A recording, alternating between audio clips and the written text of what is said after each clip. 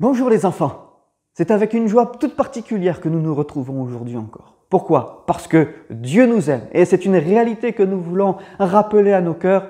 Dieu nous aime et je dirais même Jésus t'aime, il t'aime. Toi qui regardes cette vidéo, toi qui es là devant ton écran, Jésus t'aime, il te voit et il veut te bénir. Et c'est parce que Jésus nous aime que nous sommes heureux de pouvoir le chanter et partager un moment ensemble aussi au travers de cette lettre d'amour de la Bible. Alors merci déjà à Rachel qui va nous introduire dans un temps de chant et puis merci aussi à Bernard qui va rappeler encore à chacun d'entre nous que parce que Dieu nous aime, parce que Jésus nous aime, il est celui qui veut agir encore dans chacune de nos vies et dans des vies même de personnes qui avaient grandement besoin de lui. Jésus le fait, Jésus bénit, que son nom soit glorifié et que Dieu vous bénisse.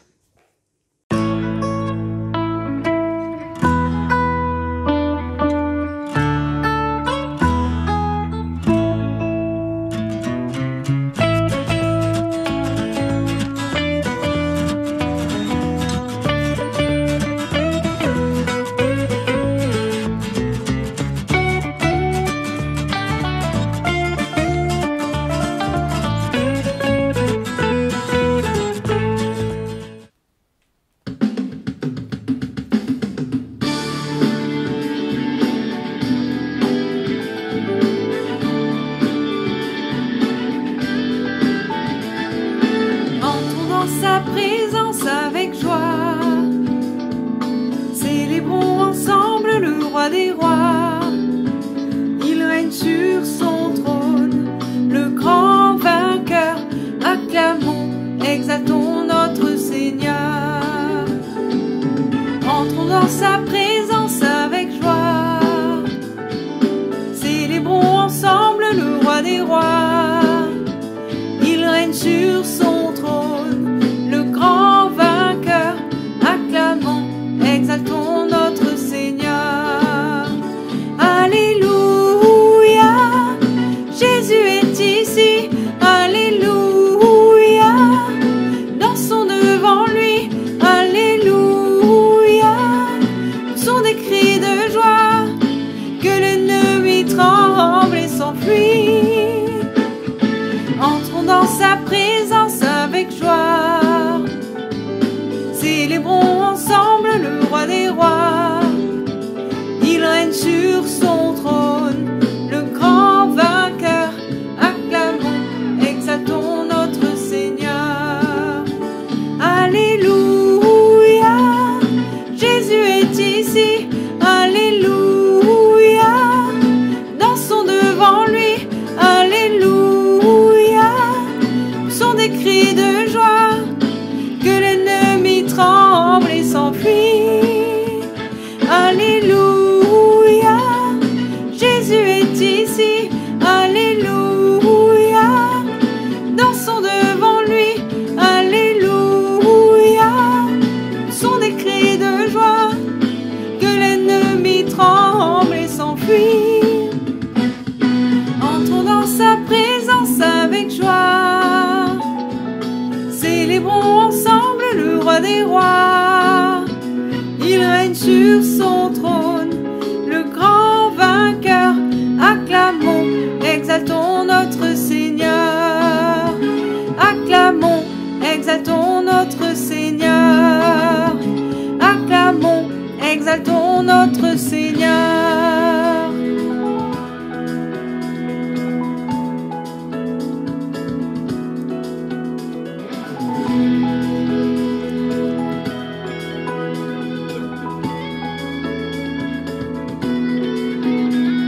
Poussez vers l'Éternel des cris de joie, enfants petits et grands, louez le roi. Poussez vers l'Éternel des cris de joie, enfants petits et grands, louez le roi. Servez-le joyeusement avec un cœur reconnaissant. Louez-le pour son amour qui pour nous durera toujours. Poussez vers l'Éternel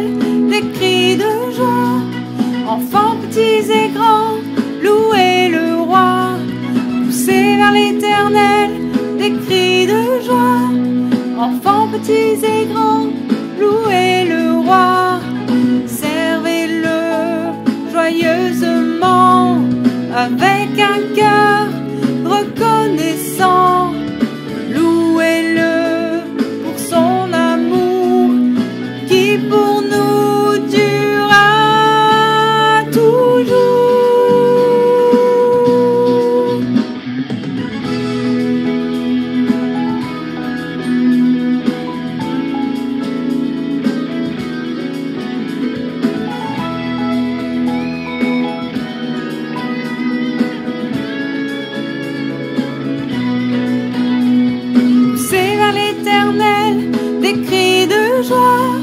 Enfants petits et grands, louez le roi. Poussez vers l'Éternel des cris de joie. Enfants petits et grands, louez le roi. Enfants petits et grands, louez le roi. Enfants petits et grands, louez le roi.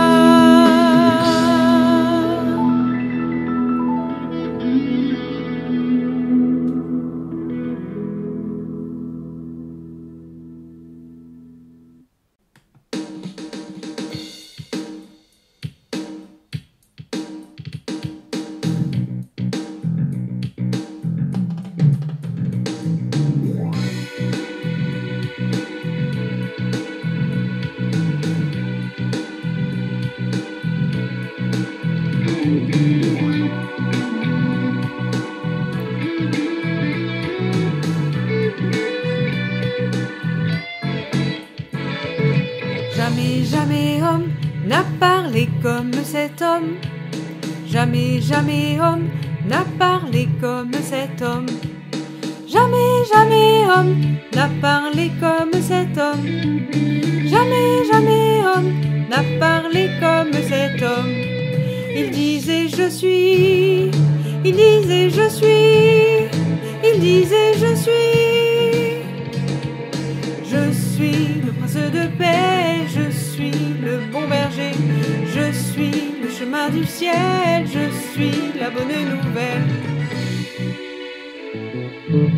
Je suis la lumière du monde, celui qui me suit ne marchera pas dans les ténèbres, mais il aura la lumière de la vie, car je suis la lumière du monde.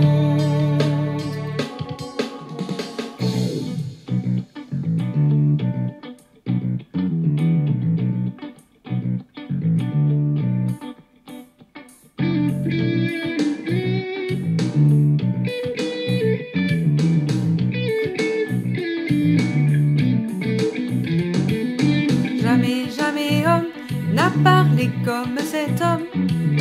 Jamais, jamais homme n'a parlé comme cet homme. Jamais, jamais homme n'a parlé comme cet homme. Jamais, jamais homme n'a parlé comme cet homme. Il disait je suis, il disait je suis, il disait je suis. Je suis l'eau qui purifie, je suis vérité et vie, je suis la porte des cieux, je suis le Fils de Dieu. Je suis la lumière du monde, celui qui me suit ne marchera pas dans les ténèbres, mais il aura la lumière de la vie, car je suis la lumière du monde. Jamais, jamais homme n'a parlé comme cet homme. Jamais, jamais homme n'a parlé comme cet homme. Jamais, jamais homme n'a parlé comme cet homme. Jamais, jamais homme n'a parlé comme cet homme. Jamais, jamais homme n'a parlé comme cet homme. Jamais, jamais homme n'a parlé comme cet homme.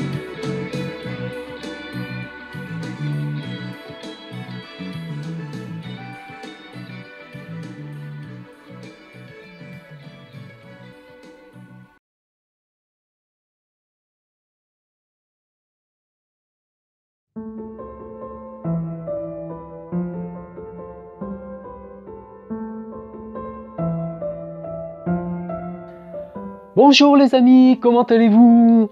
Vous vous souvenez de moi? Vous allez bien, j'espère. Et, pardon? Attendez. On me dit que vous ne me voyez pas? Ah, c'est étonnant, moi je me vois très bien pourtant. Moi, ça doit venir d'un problème de réglage. Attendez quelques secondes, voilà, attendez. Hop, là, voilà, là, ça va mieux, non? Donc Comment? Ah, vous me voyez toujours pas? Bah, c'est quand même étonnant ça. Mais vous êtes sûr que ça vient pas de vous? Essayez de vous frotter un petit peu les yeux là. Oui, allez-y, frottez-vous les yeux. Voilà, ça va mieux là, non? Non, toujours pas? Bah, attendez voir. Ah, mais bien sûr. Mais attendez, ne bougez pas. Voilà. Ah, mais ça va mieux là, non, tout de suite. Mais bien sûr, j'avais oublié de nettoyer la caméra. Alors forcément, une caméra qui filme que du noir, c'est pas très utile. Mais n'empêche que vous avez eu peur, vous avez cru que vous étiez aveugle. Tiens, en parlant d'aveugle, ça me fait penser à l'histoire de cet homme qui était justement aveugle, à qui il est arrivé quelque chose d'extraordinaire, incroyable. C'est une histoire vraie. Vous voulez que je vous la raconte? Oui? Ok, c'est parti. Alors, installez-vous confortablement et écoutez ça. C'était un samedi, le jour de repos du peuple d'Israël. Beaucoup de gens sont dans les rues, car le samedi, il est interdit de travailler. C'est un jour où on ne doit rien faire. Tout le monde suit bien cette tradition, car les pharisiens surveillent et condamnent les gens qui ne respectent pas cela. Oui, les pharisiens, ce sont des hommes très religieux qui enseignent le peuple sur la religion et qui font respecter toutes les lignes de la loi des Juifs. Jésus et ses disciples passent dans la ville de Jérusalem.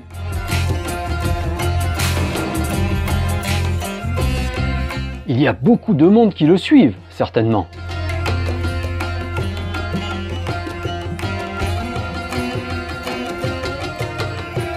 Et pourtant, là, Jésus remarque dans un coin un homme assis, à terre, un aveugle. Peut-être est-il assis au bord de la route dans la poussière, il est sale, il a chaud, certainement en train de demander de l'argent ou de la nourriture.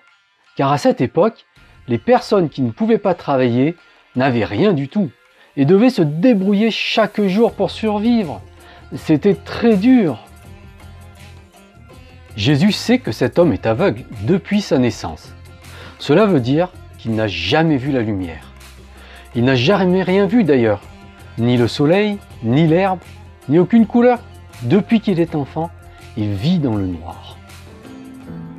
Tiens, ferme tes yeux très fort un instant. Ça y est? Alors, vivre tous les jours comme si tu avais les yeux fermés. C'est très difficile, non? Tu peux rouvrir tes yeux. Mais tu vois, Jésus a quand même remarqué cet homme, pauvre et aveugle. Il s'est arrêté auprès de lui. Jésus ne tient pas compte de notre situation. Peut-être que tu es ou que tu te sens différent des autres. Peut-être que tu as même un complexe à cause de cela. Eh bien, sache que même si les autres te rejettent ou se moquent de toi, Jésus n'est pas comme eux. Lui, il te connaît. Il t'aime comme tu es. Il ne te juge pas et il veut bien s'arrêter auprès de toi pour t'aider. Les disciples remarquent aussi l'homme. Et l'un d'eux pose alors une question à Jésus. « Dis Jésus, pour être comme ça, je veux dire aveugle depuis sa naissance, qui a fait le mal? Qui a péché? Lui ou bien ses parents ?» « Non, répond Jésus, ce n'est pas à cause de son péché ou de celui de ses parents qu'il est comme cela. Mais cela va servir à montrer à tous ce que mon Père est capable de faire. Pendant que je suis dans le monde, il faut que je fasse ce que Dieu veut. Pendant que je suis dans le monde, je suis la lumière du monde. Ne crois pas que la maladie est la conséquence d'un péché ou d'une mauvaise action. Bien sûr, dans certains cas, si nous faisons exprès de faire certaines choses mauvaises pour notre corps, comme fumer, trop boire, trop manger, eh bien, on peut tomber malade. Mais ce n'est pas parce que toi ou quelqu'un de ta famille aurait commis une mauvaise action que Dieu va te punir. Non, Dieu n'agit pas comme cela. Mais comme tous les hommes, les chrétiens sont sur la terre et ils peuvent tomber malades. Mais Jésus peut aussi nous garder et il peut nous guérir. Les disciples n'ont peut-être pas bien compris la réponse de Jésus. Peut-être que toi non plus, tu n'as pas bien compris. Écoute la suite, tu vas voir. Jésus est près de l'aveugle. Mais que fait-il? Mais c'est bizarre!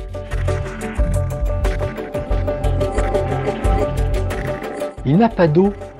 Alors il fait de la boue avec sa salive et la terre. Et il met cette boue sur les yeux de l'aveugle. Et ensuite, il dit à l'aveugle d'aller se laver dans un bassin un peu plus loin qu'on appelle le réservoir de Siloé. Mais pourquoi Jésus n'a-t-il pas guéri directement l'aveugle? Il aurait pu. Au lieu de cela, il l'envoie se laver au réservoir.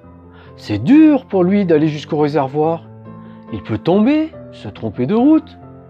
C'est vrai, Jésus aurait pu guérir cet homme juste par une parole. Parfois, nous demandons une chose à Dieu. Nous pensons qu'il va nous répondre ou agir d'une certaine manière. Et Dieu agit d'une autre manière. Notre aveugle aurait bien pu se décourager et dire « Ah non, j'ai de la boue plein le visage, on va se moquer encore plus de moi. Et puis, pourquoi faire l'effort d'aller me laver au réservoir? Il y a plein d'obstacles sur la route. Il y a plein de gens qui vont me voir. » Et oui, avant de répondre à notre prière, Jésus prend un chemin qui nous demande parfois un effort, un moyen qui nous demande de lui faire confiance, même sans comprendre. Mais l'aveugle a cru Jésus et a fait ce qu'il lui demandait. Il se lève, prend son bâton et se met en marche en direction du réservoir. Certainement avec quelques difficultés, en se tenant contre les murs, en se faisant aider. Parfois, il demande aux gens s'il est bien sur le bon chemin. Et puis tout à coup, il entend beaucoup de bruit. Il entend aussi le bruit de l'eau. Ça y est, il est enfin arrivé au réservoir de Siloé. Là, il s'accroupit. Il sent l'eau dans ses mains. Et vite, il se lave le visage. Enlève bien la boue. Peut-être qu'il hésite à ouvrir les yeux. Il les ouvre et il voit quelqu'un dans l'eau. Mais c'est son reflet. Miracle! Imagine, il n'avait jamais vu son visage. Il n'est plus du tout aveugle. Alors, il se lève d'un bond. Il regarde tout autour de lui. Le soleil lui fait mal à ses yeux tout neufs. Il voit les gens, il voit l'eau, il voit les arbres, la ville. Il bondit de joie. Plusieurs se demandent ce qui lui prend. Il fait vite le chemin inverse. Mais cette fois, sans bâton, sans se tenir au mur. Il court, il saute, il évite les enfants qui jouent au milieu de la rue. Vite, il veut voir celui qui l'a guéri. Mais il n'est plus là, ni les hommes qui l'accompagnaient.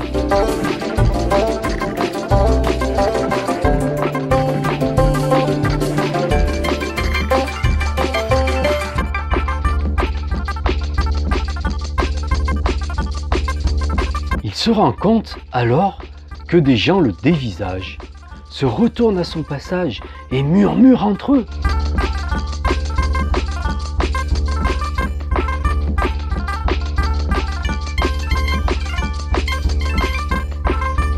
Et puis l'un d'eux s'exclame « Regardez, n'est-ce pas l'aveugle de naissance qui mendiait au bord de la route ?» Il lui ressemble parfaitement. D'autres disent « Mais non, ce n'est pas lui, vous vous trompez. Il lui ressemble, ça doit être un cousin. Hier encore, je lui ai donné un pain pour manger. » L'aveugle écoute attentivement. Il les reconnaît grâce à l'intonation de leur voix.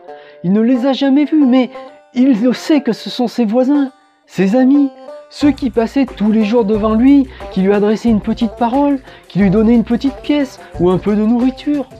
Alors tout joyeux, il va les voir et leur dit « Si, c'est bien moi. maintenant j'y vois, regardez, je ne suis plus aveugle. » Alors rapidement, de nombreuses personnes l'entourent. Tous viennent de droite, de gauche pour voir ça et lui demandent comment cela est possible. Comment d'aveugle il est devenu voyant.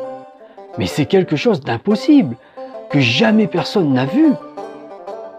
L'aveugle guéri n'a pas grand-chose à raconter.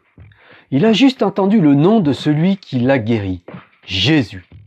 Alors il explique, un homme qu'on appelle Jésus a fait de la boue, l'a mise sur mes yeux et m'a dit d'aller me laver au réservoir de Siloé. J'y suis allé, je me suis lavé et j'ai instantanément trouvé la vue.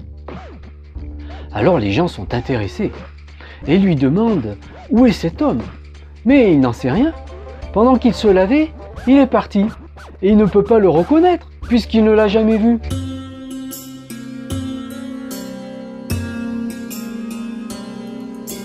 Les gens décident alors de le mener devant les pharisiens pour qu'ils voient ça. Les pharisiens écoutent ce que disent toutes ces personnes. Ils ne sont pas très contents, car rappelez-vous, c'est un jour de repos. On ne doit rien faire, et on vient les déranger pour cette histoire. Ils demandent alors à l'ancien aveugle comment cela est arrivé. L'homme leur explique ce qui s'est passé. Après avoir écouté tout cela, certains pharisiens ne sont pas contents et disent « Jésus, tu dis ? Cet homme ne doit pas être envoyé par Dieu, car il ne respecte pas le sabbat, notre jour de repos obligatoire. » D'autres étaient moins catégoriques et surtout, ils étaient étonnés de ce miracle et disaient « Mais comment un homme pécheur peut-il faire de tels miracles ?» Du coup, ils discutaient très fort entre eux et se disputaient même. Quelle histoire! Pendant ce temps, l'aveugle guéri les écoutait sans comprendre. Et comme ils n'arrivaient pas à se décider, ils revinrent vers l'aveugle guéri et lui demandèrent son avis. « Toi, qu'en penses-tu? Pour toi, qui est cet homme ?» Il répondit « C'est un prophète, c'est-à-dire un homme envoyé par Dieu. » Mais les pharisiens ne voulaient pas y croire. Et ils pensaient que cet homme était un menteur. Cet aveugle devait être un menteur. Et il n'avait jamais été aveugle.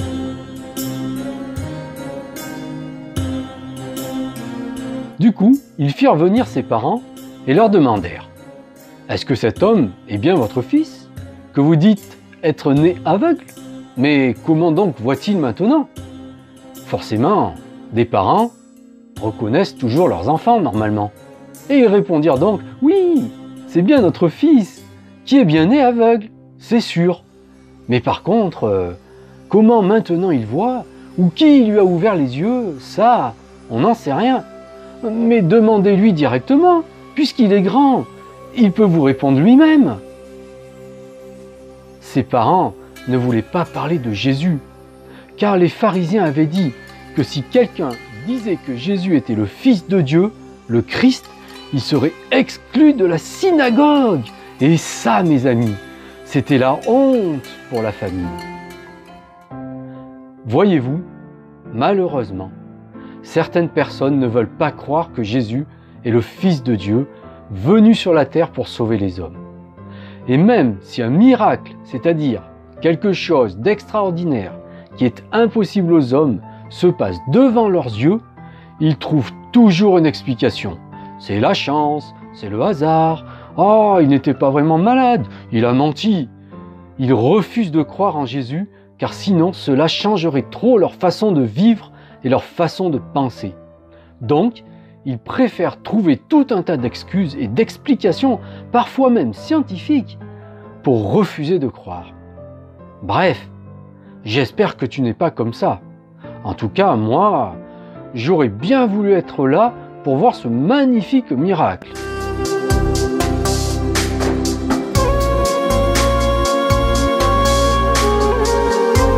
Les pharisiens sont de plus en plus embêtés du coup, et très énervés. Alors, ils changent de méthode. Ils ne disent plus que ce miracle n'a pas eu lieu, car ça, ils ne peuvent pas le nier. L'aveugle guéri est devant eux, et ses parents le confirment. Non, maintenant, il s'adresse directement à l'aveugle guéri et l'influence pour qu'il dise que Jésus est un pécheur, un homme qui ne respecte pas la loi, car il a fait ce miracle le jour du repos.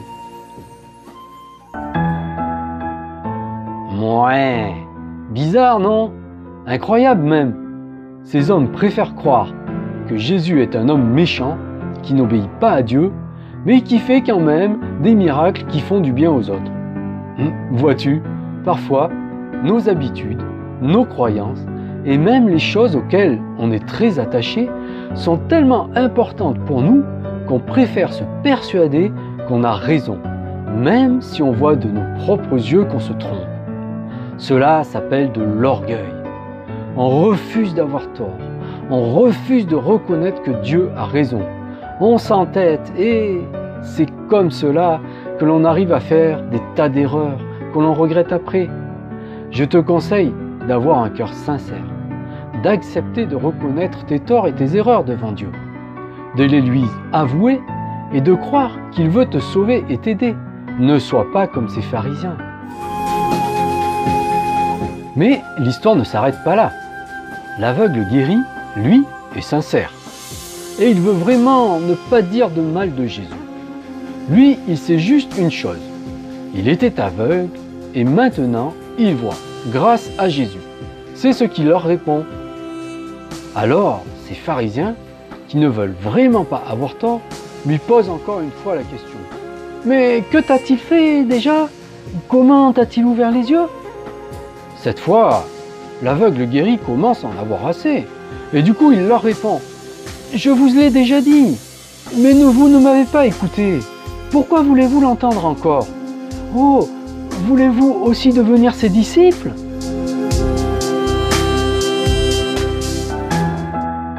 Quand on ne veut pas entendre quelque chose, vois-tu, on insiste pour se persuader qu'on a raison.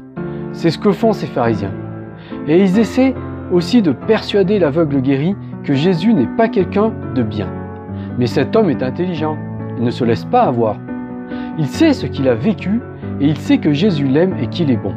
Parfois, les autres aimeraient bien nous convaincre que Jésus est un homme comme les autres.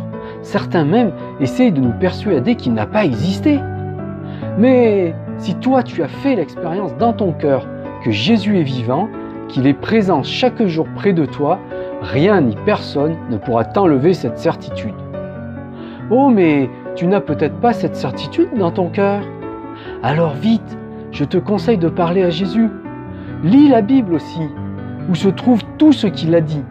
Demande-lui de t'expliquer, de te parler, de te conduire. Et je suis persuadé qu'il va le faire. Au fond de ton cœur, tu entendras sa voix. Aïe, aïe, aïe, la réponse de l'aveugle guéri a été très mal prise par les pharisiens. Ils n'ont pas du tout aimé qu'un homme simple du peuple leur demande s'ils veulent être disciples de Jésus. Trop, c'est trop. Comme ils ne veulent rien écouter ni changer de leur point de vue, alors ils insultent le pauvre homme qui n'avait rien demandé. Et ils lui rappellent que eux, ils sont des pharisiens, des gens très importants, qui connaissent parfaitement bien la loi de Dieu et qui sont de vrais juifs. Mais Jésus, lui, ils ne savent pas d'où il vient.